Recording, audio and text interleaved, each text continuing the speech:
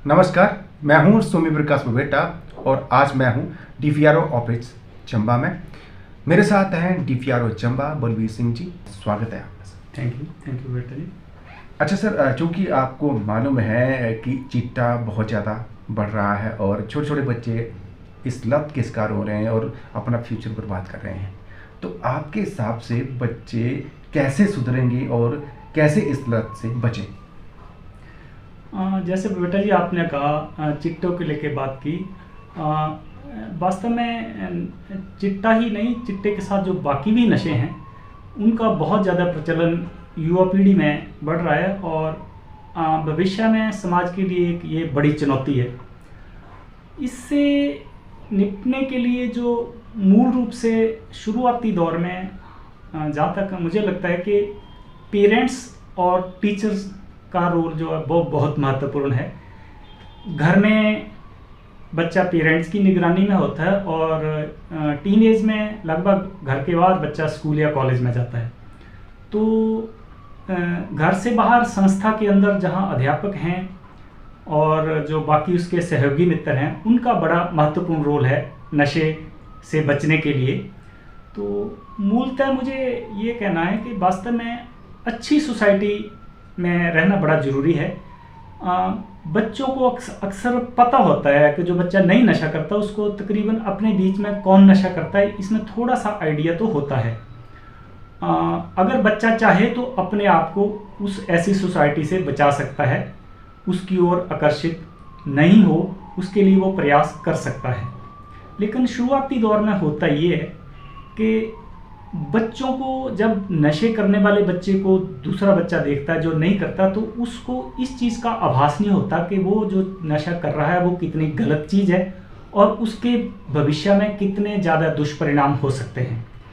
बजाय ऐसा सोचने के उसको लगता है शायद ये कोई बड़ा अच्छी चीज़ है, ये कोई बड़ा महान काम कर रहा है और उस अज्ञानतावश बच्चा शुरू में उस चीज़ की ओर आकर्षित होता है और उसको बाद में पता नहीं चलता कि कब वो उस चीज़ का आदी हो जाता है, फिर आगे चलकर वो उसकी मजबूरी और उसकी बर्बादी का कारण बनता है। अच्छा, मुझे लगता है कि शौक में बच्चे इसकी तरफ आकर्षित होते हैं और धीरे धीरे उसकी लत पड़ जाती है और फिर वो अपना कैरियर बर्बाद कर लेता है।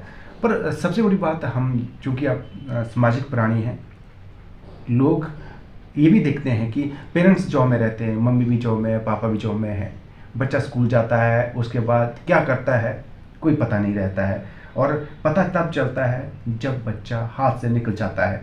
तो ऐसे माहौल में कैसे बचेगा बच्चा? देखो, इसमें ये सच्चाई है और ये कड़वी सच्चाई है कि जो नशाग्रस्त समाज है या नशाग्रस्त व्यक्ति है उसमें एक जो कॉमनली देखा गया है कि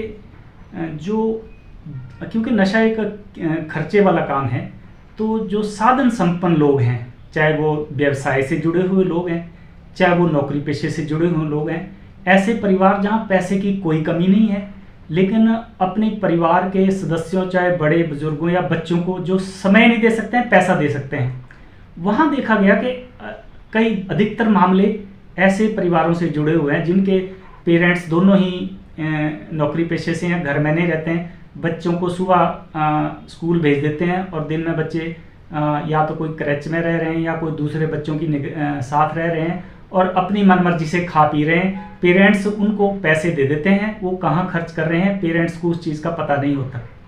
ऐसे ही व्यवसाय से जुड़े हुए लोग हैं, जो लोग व्यवसाय से जुड़े हैं वो सुबह बहुत जल्दी जाके शाम को बहुत लेट 9-10 बजे तक अमूमन घर पहुंचते हैं और कई बार उनके जो बच्चे हैं वो पैसे की कोई कमी नहीं होती और उस पैसे का वो दुरुपयोग कर पाते हैं। तो मेरा ये कहना है कि बेसिकली तो बच्चों को पैसे से ज़्यादा, परवरिश से ज़्यादा केयर की ज़रूरत है, निगरानी की ज़रूरत है। केयर से मतलब ये नहीं कि उनको जो चीज़ वो मांगे वो दे। केयर का मतलब ये भी है कि जो वो मांगे आप उस पर विचार करें कि वो उसके लिए सही है या गलत है। तो मतलब अल्टीमेटली तो बात यही है कि जो आपने पैसे वाला या नौकरी पेशे वाले की हमने बात की, उसमें ये है कि बच्चे को पैसा सोच समझ के देना चाहिए और बच्चा पैसा आपका कहाँ खर्च करता है उसका ध्यान रखना चाहिए। उसके अलावा आपका बच्चा स्कूल के टाइमिंग क्या है, कितने बजे घर से जाता है, कितनी देर पहले जाता है, स्कूल की छुट्टी का टाइम क्या है, उसके बाद कितने देर में घर पहुंचता है, कितनी लेट पहुंच रहा है, इस चीज़ के ऊपर निगरानी होनी चाहिए। उसके अलावा आपका बच्चा आपके घर में, आजकल घरों में अमूमन परिवारों में हो गया कि हर एक व्यक्ति का परिवार के मुखिया का अपना बेडरूम है, बच्चों का अपना बेडरूम है।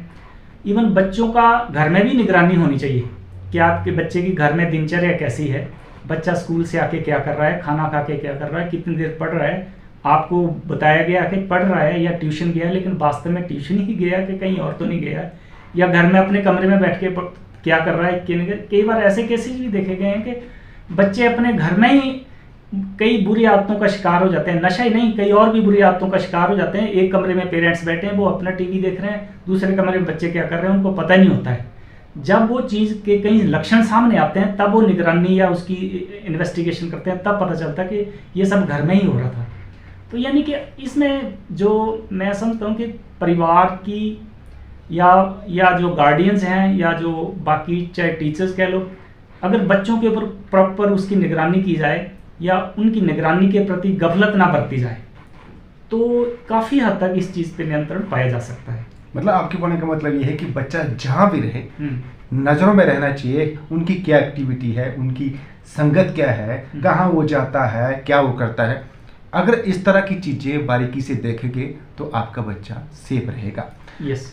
और एक सर बात हमने ये भी देखी है कि हमारे पड़ोस में बच्चा चिट्टा लेता है, हमको क्या पड़ी है, मेरा बच्चा तो सेफ है। तो ये चीज़ें इग्नोर करनी चाहिए कि सतर्क रहना चाहिए? इसका जवाब मैं आपको एक देसी स्टाइल से दूं कि जैसे सामने मानो पहाड़ी है, ये सूखी पहाड़ी है, ये घासनी है, ये मानो इसकी एक बाउंड्री के बाद दूसरे व्यक्ति की मालिकाना हक है, उसके बाद तीसरे का मालिकाना हक है। इसमें जैसे मानो आग लगी है, एक व्यक्ति की घासनी में आग लगी है, दूसरे वाले की बाउंड्री उससे आगे है, उसकी अभी सुरक्षित है, और वो अगर सोचे कि मेरी तो सुरक्षित है तो मैं आग की तरफ क्यों प्रवाह करूं और उसको क्यों बुझाऊं।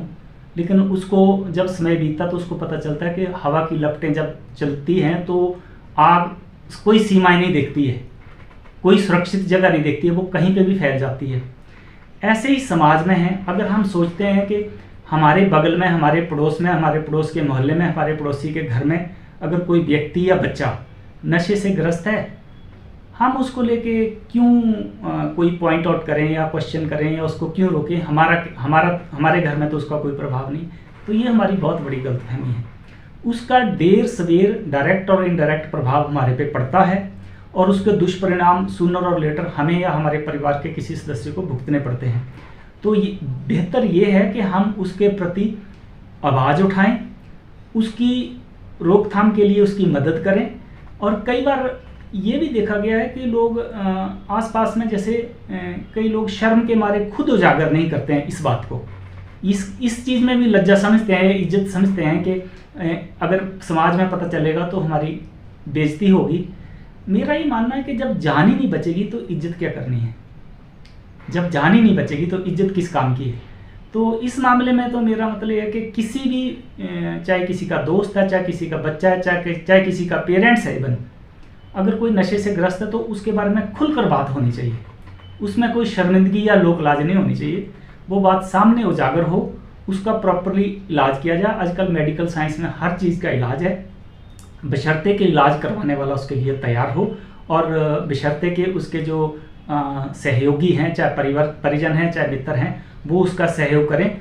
तो कोई भी ऐसी समस्या नहीं है जिसका इलाज नहीं है, और नशा भी उसमें से एक है। नशे की भी हर स्टेज का इलाज है मेडिकल साइंस में। अच्छा सर, एक बात और भी है कि हर चीज़ पुलिस वाले करेंगे कि पुलिस वाले पकड़ रहे हैं, हमारे को क्या लेना देना है। अगर पड़ोस में बच्चा है, चरस ले रहा है, गांजा ले रहा है या कोई भी नशा ले रहा है, क्योंकि आजकल तो चिट्टा बहुत बड़ी गंभीर समस्या है, तो पुलिस पर ही सारी चीज़ें छोड़ देना जायज़ है क्या? ये नशे को लेके ही बात नहीं है, पुलिस डिपार्टमेंट को लेके ही बात नहीं है। वास्तव में एक समाज में एक हद तक धारणा है कि कोई भी समस्या हो उसका समाधान सरकारी तंत्र या प्रशासनिक अमला जो उसका समाधान करे, ये एक हद तक माइंडसेट बना हुआ है। मैं सरकार के जनसंपर्क विभाग में लगभग पिछले 25 सालों से जुड़ा हूँ और मैंने देखा कि सरकार का कोई भी प्रयास किसी भी मामले में, चाहे वो नशे के खिलाफ हो, चाहे कोई विकास को लेके बात हो, जन सहयोग के बिना कोई भी प्रयास जो है सफल नहीं हो पाता है।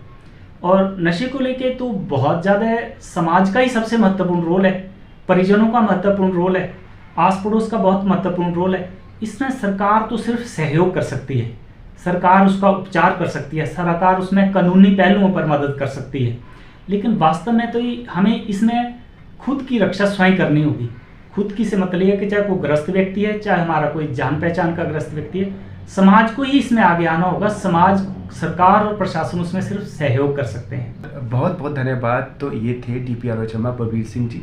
इन्होंने बेबाकी से नशे पर चोट की है और मुझे लगता है कि जो पेरेंट्स या बच्चे या कोई अन्य लोग जो चिट्टे की लत से परेशान है या फिर उनका कोई रिश्तेदार परेशान है, तो इस इंटरव्यू को देखकर इससे वो कोई समाधान निकालेगा, तभी आपका बच्चा या आप सेफ रहेंगे। क्योंकि जब तक इस मुहिम को आपका सहयोग नहीं मिलेगा तब तक ये मुहिम कामयाब नहीं होगी।